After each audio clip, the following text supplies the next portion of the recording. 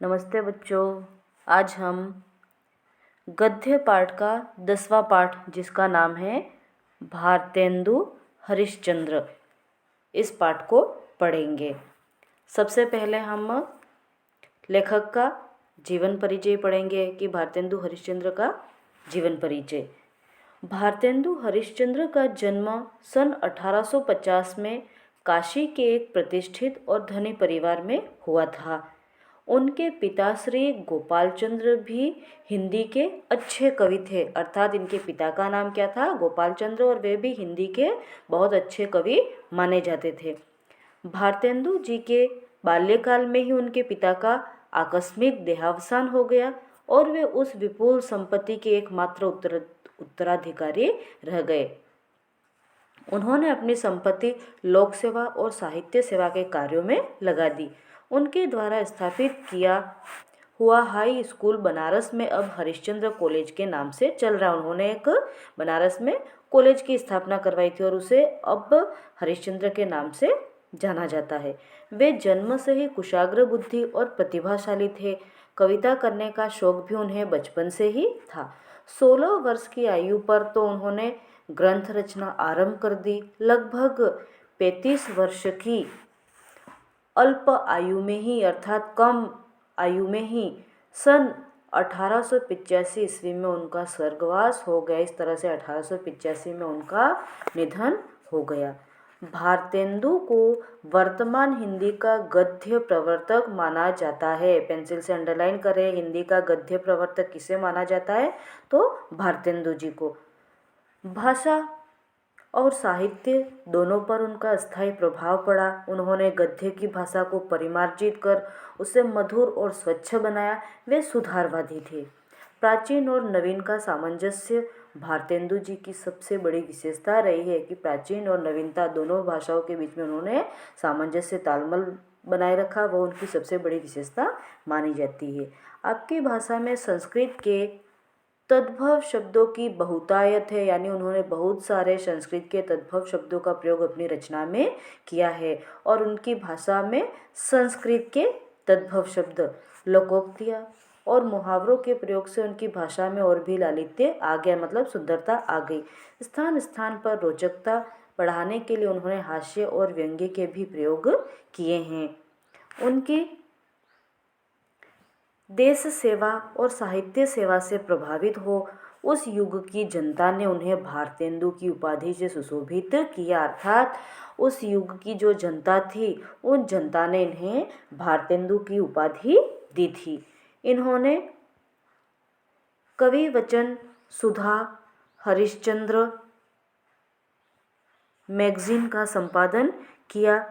भारतेंदु ने कुल मिलाकर 175 ग्रंथ लिखे हैं, जिनमें बहुत से केवल अनुवाद ही हैं। इनके द्वारा लिखे जिन नाटकों का हिंदी संसार में बड़ा आदर है उनमें वैदी की हिंसा, हिंसा न भवती, कर्पूर मंजरी, सत्य हरिश्चंद्र, चंद्रावली, नाटिका, भारत दूरदर्शा, अंधेर नगरी, नील देवी, मुद्रा राक्षस आदि बहुत प्रसिद्ध है। मतलब ये इनकी प्रसिद्ध रचनाएं मानी जाती हैं।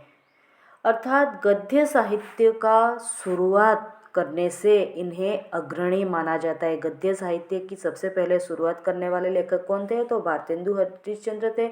इसीलिए इन्हें साहित्य जगत में गद्य के क्षेत्र में अग्रणी माना जाता है। अब हम पढ़ेंगे पाठ परिचय। ये तो हुआ इनका जीवन परिचय।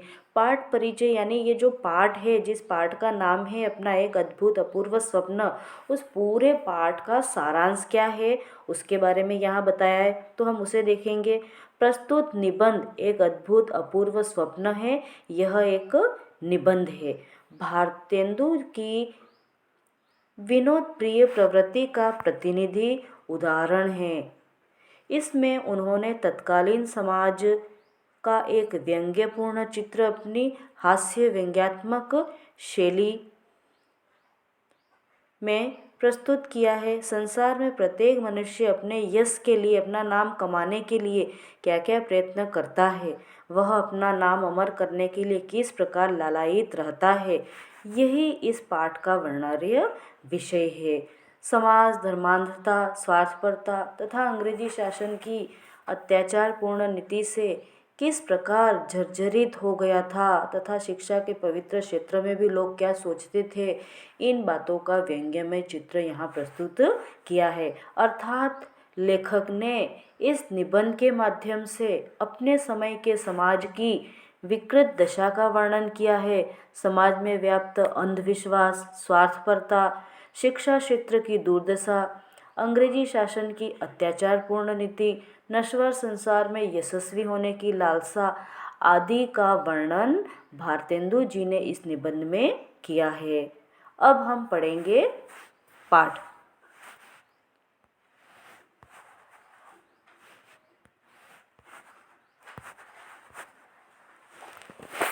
पाठ का नाम है एक अद्भुत अपूर्व स्वप्न। मतलब एक अद्भुत और अपूर्व स्वप्न, एक सपना है, उसके बारे में लेखक ने बताया है। आज रात्रि को पर्यक पर जाते ही, यहाँ पर पर्यक का मतलब पलंग बताया गया है कि लेखक कहता है कि आज रात्रि को पर्यक पर जाते ही अचानक आँख लग गई। सोते में सोचता क्या हूँ कि मुझे अचानक से नींद आ गई और मैं क्या सोचता हूँ कि इस चलायमान शरीर का कुछ ठिकाना नहीं है। अर्थात ये जो हमारा नश्वर चलायमान जो शरीर है, इस शरीर का कोई ठिकाना नहीं है। इस संसार में नाम स्थिर रखने की कोई युक्ति निकल आवे तो अच्छा है, क्योंकि यहाँ की रीति देख मुझे पूरा विश्वास होता है कि इस चपल जीवन का क्षण भर का भरोसा नहीं। ऐसा कहा भी। अर्थात ये जो हमारा शरीर है, इस शरीर का कोई भरोसा नहीं है, कभी भी कुछ भी हो सकता है। इसीलिए हमें अपना नाम कमाना चाहिए, मतलब ऐसा कुछ कार्य करना चाहिए तो जब हम हो या ना हो, लेकिन फिर भी हम मनुष्य, हमें हमारे अच्छे कामों के लिए याद कर ऐसा कार्य हमें करना चाहिए। श्वास श्वास पर हरि भजो, वृथा श्वास मत खोए, न जाने या श्वास को आवन होए न होए। अब यहाँ पर लेखक ने बताया है कि श्वास श्वास पर हरि भजो, वृथा श्वास मत खोए। मतलब हमें हर श्वास में हरि का नाम भजना चाहिए, हरि का नाम लेना चाहिए। हमें एक क्षण भी इस श्वास को व्यर्थ नहीं गंवाना चाहिए। न जाने या श्वास को आवन होए न होए, पता नहीं ये श्वास फिर हमें मिले या न मिले, इसलिए हमें इस श्वास में प्रभु का नाम जपते रहना चाहिए। हमें ये समय को व्यर्थ नहीं गंवाना चाहिए। देखो समय सागर में एक दिन सब संसार अवश्य मग्न हो जाएगा। अर्थात लेखक कहता है कि समय का सागर है, इस सागर में एक दिन सारा संसार अवश्य मग्न यानी समाप्त हो जाएगा, इस संसार रूपी सागर में डूब जाएगा। कालवश शशि सूर्य भी नष्ट हो जाएंगे, एक क्योंकि समय बलवान बताया है लेखक ने। यहाँ पर लेखक कहता है कि एक दिन शशि, सूर्य, चंद्रमा, शशि यानी चंद्रमा और सूर्य भी नष्ट हो जाएंगे। आकाश में तारे भी कुछ काल पीछे दृष्टि न आवेंगे और जो तारे हैं वे भी समाप्त हो जाएंगे। केवल कीर्ति कमल संसार सरोवर में रहे व ना रहे, और सब तो एक तप्त तवे की बूंद हुए बैठे। अर्थात जो गर्म तवा होता है उस पर हम पानी की एक बूंद डालते हैं तो वो पानी एक क्षण भर के लिए होता है, वो पानी पूर्ण रूप से समाप्त हो जाता है। इसी तरह से समय बलवान है और इस समय में आकाश में विद्यमान तारे और चंद्रमा, सूर्य, ये सभी भी एक दिन नष्ट हो जाएंगे, तो मनुष्य भी एक न एक दिन नष्ट हो जाएगा। तो उसे अपने जीवन में अपना नाम कमा लेना चाहिए, मतलब उसे यश प्राप्त कर लेना चाहिए। उसके बारे में लेखक ने बताया है। इस हेतु बहुत काल तक सोच समझ प्रथम यह विचार किया कि कोई देवालय बनाकर छोड़ जाऊं। अर्थात लेखक सोचता है अपना यश पाने के लिए कि मैं कुछ ऐसा काम करूं जिससे लोग मुझे याद करेंगे। और पलंग पर सोते ही सोते सपने में ये जो भी सारी बातें चल रही वो सारी लेखक सपने में सोच रहा है और सपने में ही उसे प्रथम विचार किया। प्रश्न आ सकता है कि लेखक ने प्रथम विचार क्या किया था, तो लेखक ने प्रथम विचार यह किया कि कोई देवालय यानी मंदिर बनाकर छोड़ जाऊं। परंतु थोड़ी ही देर में समझ में आ गया कि इन दिनों की सभ्यता के अनुसार इससे बड़ी कोई मूर्खता नहीं, क्योंकि उस समय अंग्रेजी शिक्षा का प्रचलन अधिक था, इसलिए लेखक सोचता है यदि मैंने मंदिर बनवा भी दिया तो कोई इस मंदिर की तरफ तो जाएगा ही नहीं, क्योंकि सब अंग्रेजी शिक्षा नीति के पीछे दौड़ रहे हैं। तो यह विचार मेरे लिए बहुत ही मूर्खतापूर्ण होगा। यदि मैं मंदिर बनवा देता हूँ तो मुझसे ज़्यादा मूर्ख कोई नहीं होगा।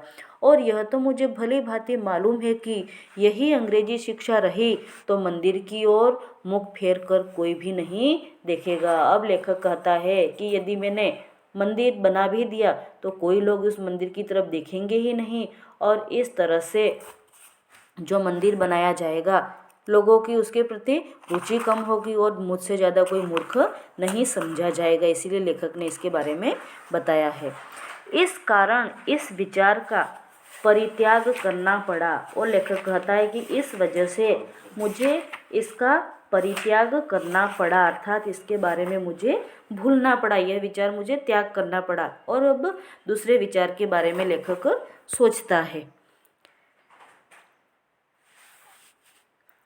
फिर पड़े पड़े पुस्तक रचने की सूझी, और लेखक कहता है कि फिर मैंने सोचा कि क्यों न मैं एक पुस्तक की रचना करूं, उस पुस्तक की रचना करूं।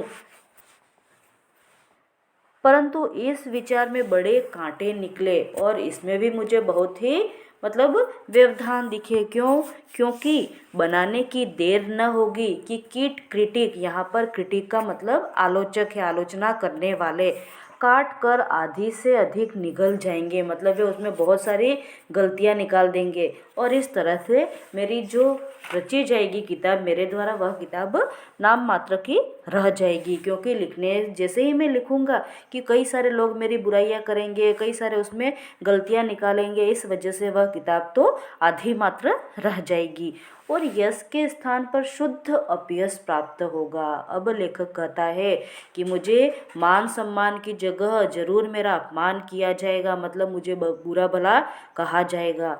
जब देखा कि अब टूटे फूटे विचारों से काम नहीं चलेगा, अब लेखक कहता है कि जैसे ही मैंने सोचा कि इस तरह से मैं विचार करता ही रहूँगा तो ऐसे तो काम नहीं चलने वाला, तब लाडीली नींद को 2 रात पड़ोसियों के घर भेज आंख बंद कर शंभू की सी समाधि लगा गया। अब मैंने नींद को पूर्ण रूप से त्याग दिया और अपने जीवन में यश प्राप्त करने की ठान ली और शंभू यानी शिवजी की भांति समाधि लगाकर बैठ गया। अब मैंने स्थिर अपने मन को स्थिर कर लिया कि अब मुझे बार बार इस तरह से विचार करना त्यागना नहीं है और अब मुझे कुछ न कुछ करना ही होगा। इस तरह से उसने शिव जी की तरह समाधि लगा ली, मतलब दृढ़ संकल्प कर लिया। अब लेखक कहता है कि यहाँ तक कि 61 व 51 वर्ष उसी ध्यान में बीत गए, अर्थात इतना समय मुझे सोचने में ही चला गया। अंत को एक मित्र के बल से अति उत्तम बात की पूछ हाथ में पड़ गई और मेरे एक मित्र हैं, उन मित्र के द्वारा सुझाए गए सुझावों से मुझे एक बात थी जो मुझे हाथ लग गई, मतलब वह मुझे समझ में आ गई। स्वप्न में ही प्रभात होते ही, प्रभात यानी सुबह होते ही पाठशाला बनाने का विचार दृढ़ किया और मैंने सपने में ही ठान लिया कि कुछ भी हो जाए अब तो मैं पाठशाला एक विद्यालय बनाकर रहूँगा।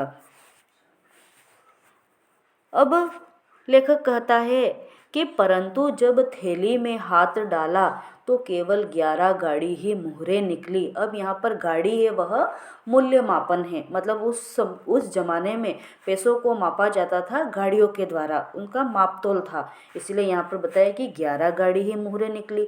आप जानते हैं इतने में मेरी अपूर्व पाठशाला, एक अनोखी पाठशाला का एक कोना भी नहीं बन सकता था।